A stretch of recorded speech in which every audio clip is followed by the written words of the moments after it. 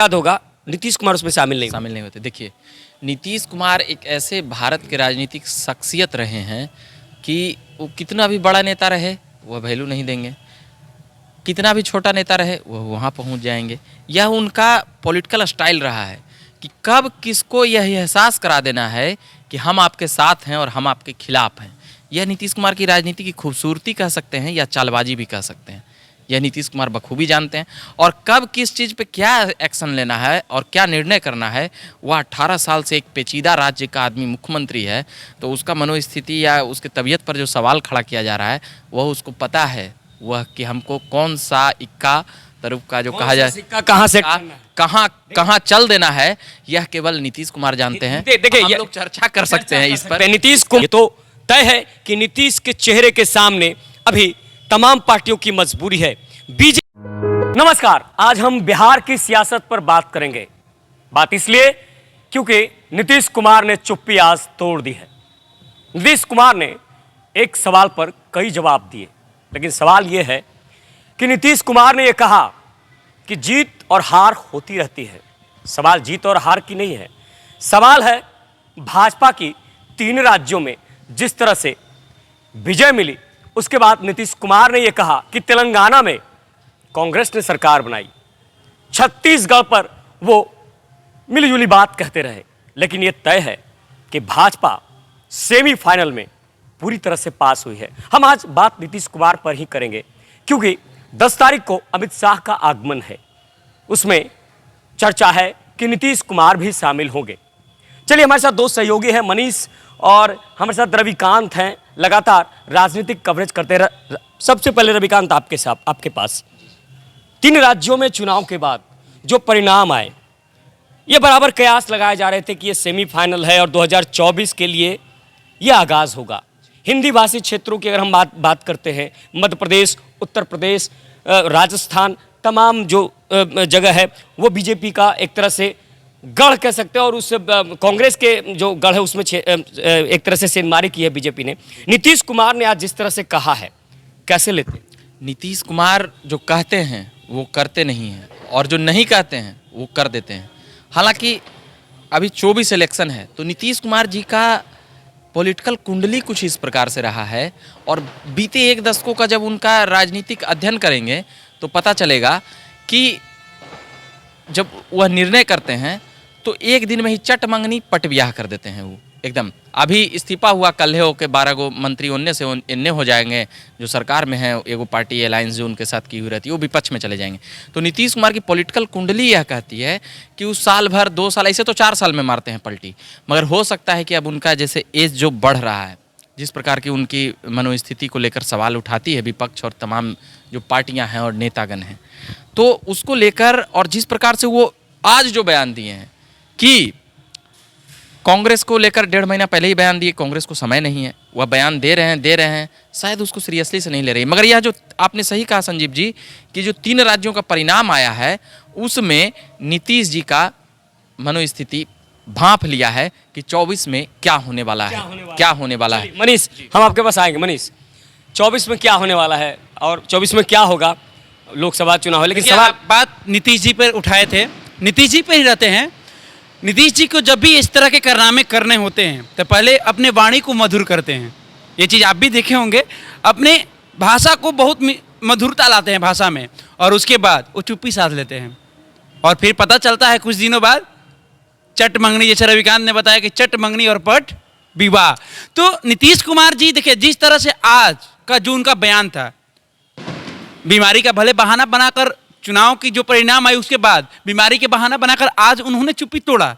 उस चुप्पी में क्या कहा आपने सुना होगा, हमारे दर्शक भी सुने होंगे। उन्होंने कहा कि मैं तो कब से कह रहा हूं, साल भर से लगे ना जी, साल भर से लगे हुए हैं, हम तो चाह रहे हैं कि जल्दी इसका कोई रिजल्ट लाया जाए, नहीं तो देर होगा तो फिर दिक्कत होगा। उसके बाद 10 तारीख को अमित शाह का आगमन होने जा रहा है बिहार में। नीतीश कुमार से जब पूर्वोत्तर राज्यों की बैठक होने वाली है, जब मीडिया ने जब नीतीश कुमार से सवाल किया तो नीतीश कुमार हंस के कहे वो तो हमेशा होता है, हम भी उस मंच पे जाएंगे। अब क्या होता मंच पे जाएंगे, मुझे याद है जब जेपी नड्डा आए थे तो नीतीश कुमार ने साझा नहीं किया था, यात्रा निकली थी। उसमें नीतीश बीमारी के कुमार बहाने, हाँ। नहीं जो भी हो, नीतीश कुमार उसमें शामिल नहीं हुए थे। बड़ा कार्यक्रम था पटना में। रविकांत के पास आएंगे, आपको याद होगा जेपी नड्डा आए थे यहाँ, काफ़ी लंबा प्रोग्राम था और एक रथ जो उनका चला था, तो आपको याद होगा नीतीश कुमार उसमें शामिल नहीं होते। देखिए, नीतीश कुमार एक ऐसे भारत के राजनीतिक शख्सियत रहे हैं कि वो कितना भी बड़ा नेता रहे वह वैल्यू नहीं देंगे, कितना भी छोटा नेता रहे वह वहाँ पहुँच जाएंगे। यह उनका पॉलिटिकल स्टाइल रहा है कि कब किसको यह एहसास करा देना है कि हम आपके साथ हैं और हम आपके खिलाफ हैं।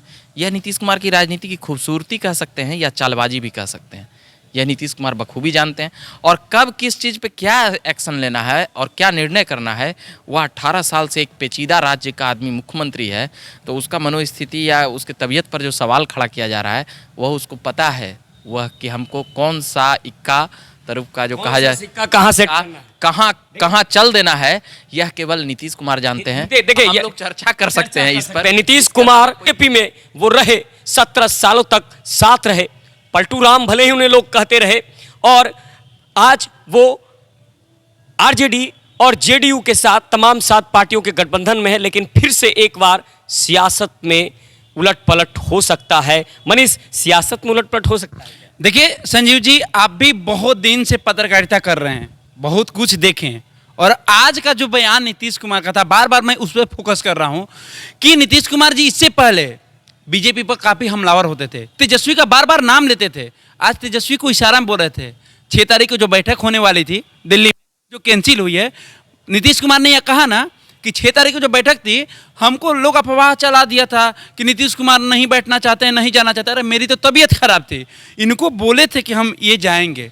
अब सोचिए, जहां पर बार बार डिप्टी सीएम का नाम लेते थे, आज तेजस्वी यादव को नाम तक नहीं लिया, चुप्पी साधी रहे। रविकांत के पास आएंगे। 10 तारीख की बैठक में हो गया, अमित शाह आ रहे हैं, गृह मंत्री हैं देश के, और देश की सियासत को भली भांति वो समझ रहे हैं, देख रहे हैं। क्या लगता है 10 तारीख के बाद 17 तारीख को इंडिया गठबंधन की बैठक है, क्या कहेंगे रविकांत?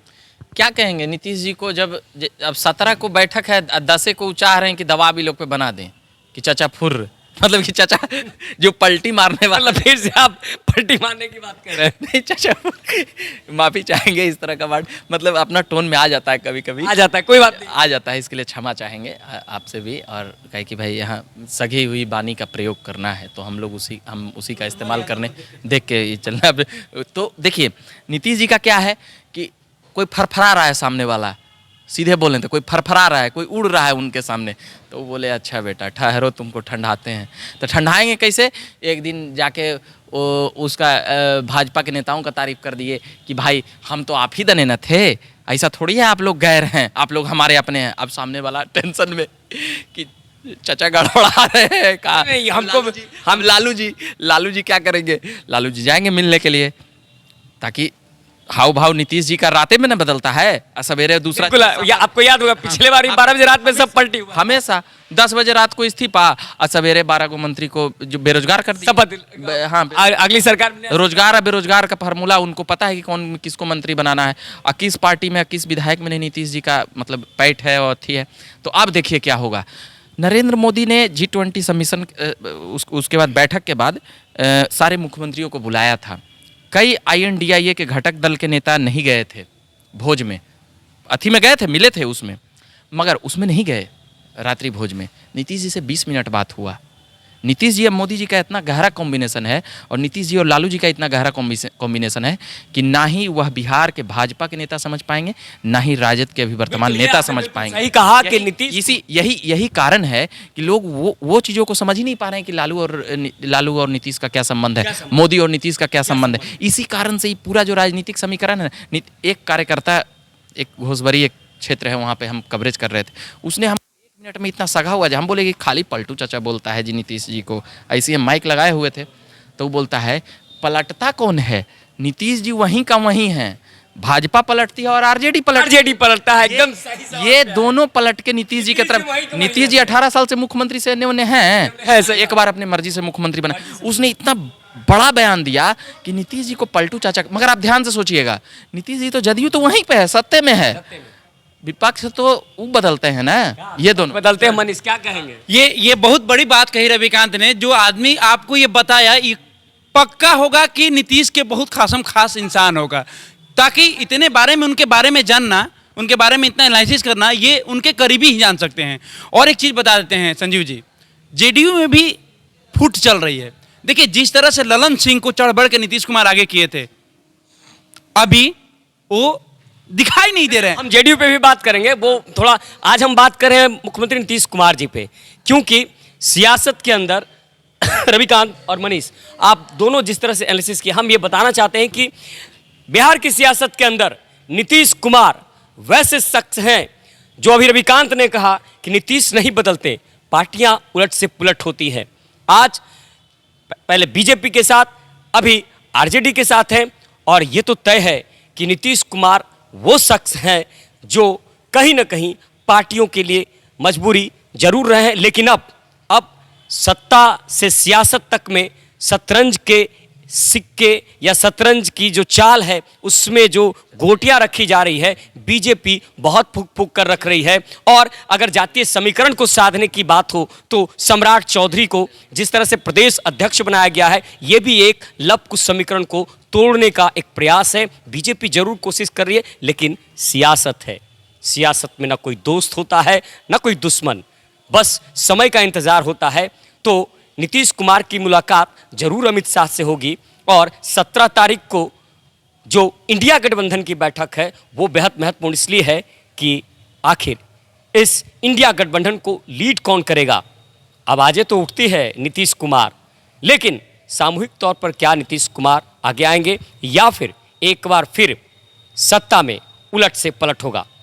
अगले एपिसोड में हम तमाम चीज़ों पर विश्लेषण करेंगे, समझेंगे। फिलहाल रविकांत, आप इस विश्लेषण में आपका बहुत बहुत जी एक परिचय मैं संजीव जी का दूंगा। 1.5 दशकों से पत्रकारिता का अनुभव है, हम लोग इनसे कुछ न कुछ सीखते रहते हैं और ये हम लोग से सवाल करते हैं कई चीज़ों पर, और मनीष हों या मैं हूँ, सीखने का प्रयास करते हैं। चलिए, बहुत बहुत धन्यवाद आपका। मनीष, आपका भी बहुत बहुत धन्यवाद। आपका भी बहुत बहुत धन्यवाद कि आपसे हम लोग को संजीव जी बहुत कुछ सीखने को मिलती है, इसलिए आपका भी हम लोग बहुत आभारी हैं, क्योंकि आपसे बहुत कुछ सीख मिलती है। हम लोग जीवन में हमेशा सीखना चाहिए, और कोई अंतिम तौर पर सीखता नहीं है। और हम लोग एक पत्रकार हैं, विश्लेषण करते हैं। बाकी राजनीतिक गलियारे में क्या कुछ होगा, जनता सब कुछ देख रही है। और विकास, जनता विकास चाहती है, जनता शिक्षा चाहती है, जनता स्वास्थ्य चाहती है, जनता बेहतर कानून व्यवस्था चाहती है, और उसी पर जनता लोकतंत्र के अंदर अपना वोट करती है। लेकिन विश्लेषण जनता पर भी छोड़ जाइए बिल्कुल कि जनता को क्या लगता है, क्या नीतीश कुमार इसी सत्ता में रहकर 24 का चुनाव लड़ेंगे,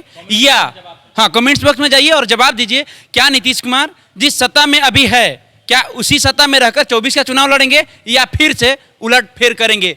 क्या आप लोग को लगता है? आप लोग जरूर हमारे कमेंट्स बॉक्स में जाइए। बिल्कुल बिल्कुल, जनता तो जनता जनार्दन है, जनता शब्दों में जवाब दे और एक मर्यादित शब्दों में, ये आग्रह। जनता सर्वोपरि है, जनता सर्वमान्य है, और जनता से ही लोकतंत्र है, और लोकतंत्र से ही नेता है, और इन नेताओं के साथ लोकतंत्र से जो देश चलता है वो जनता के लिए चलता है।